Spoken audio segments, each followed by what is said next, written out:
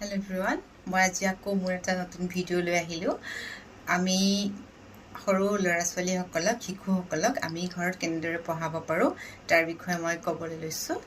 আমাৰ শিশুসকলক ঘৰত পঢ়োৱাৰ এটা সদায় নিৰ্দিষ্ট সময় ফিক্স কৰি ল'ব লাগে আমি, আৰু সেই নিৰ্দিষ্ট সময়টোতে আমাৰ শিশুসকলক পঢ়িবলৈ বহুৱাব লাগে টেবুলত।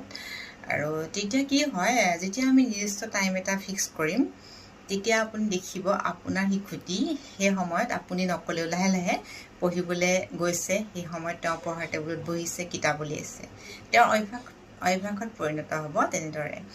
আৰু নেক্সট আহিলে আপুনি যেতিয়া শিশুটিক পঢ়াবৰ বাবে বহাব, মানে বিদ্যালয়ত পঢ়াৰ পাছত যেতিয়া আপুনি পঢ়াৰ টাইমটো ফিক্স কৰে, সেইটো সময়ত আপুনি আপোনাৰ শিশুটিৰ বেগটো চেক কৰিব, বুকছখিনি উলিয়াব, ৱৰ্কশ্বিট থাকক, কপি থাকক, যি নাথাকক চাব। আপুনি চেক কৰোঁতে দেখিব কিবা নতুন এটা কৰিছে তেওঁ সেইদিনা, সেইটোৰ ওপৰত আপুনি প্ৰশংসা কৰক। কিবা এটা লিখিছে, তুমি লিখিছা, ইমান ধুনীয়া হৈছে, তুমিচোন বহুত পঢ়া হৈছা, এনেকুৱা ধৰণৰ শব্দবিলাক কওক। বা ৰাইমছ এটাকে তেওঁ গাইছে, তেওঁ দুটাই লাইন কিয় নেগাওক, আপুনি ক'ব ইমান ধুনীয়া হৈছে, তুমি ইমান ধুনীয়াকৈ পঢ়া হৈছা।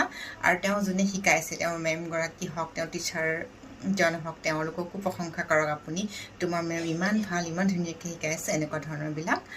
আৰু নেক্সট যেতিয়া আপুনি পঢ়ুৱাবলৈ বহাব শিশুটিক, যিয়ে নপঢ়াওক আপুনি, লিখাওকে পঢ়াওকে বা ৰাইমছকে কিয় নিশিকাওক, 20 মিনিট সময়তকৈ বেছি সময় এটা শিশুক বহাই থ'ব নালাগে, কিয়নো তেওঁলোকৰ ধৈৰ্য নাথাকে 20 মিনিটতকৈ বেছি সময় বহি থাকিবৰ কাৰণে বা শিকিবৰ কাৰণে।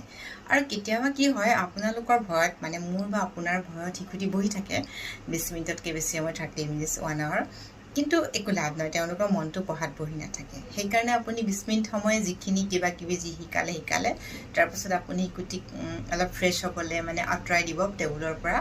তেওঁ লাগিলে পানীকে অলপ খালে, কিবা এটা খালে, বা ঘৰটোতে ইফাল সিফাল কৰিলে, তাৰ পাছত আপুনি আকৌ নেক্সট ষ্টাৰ্ট কৰক 20 মিনিটৰ কাৰণে। তেনেদৰে কৰি চাব পাৰে আপোনালোকে।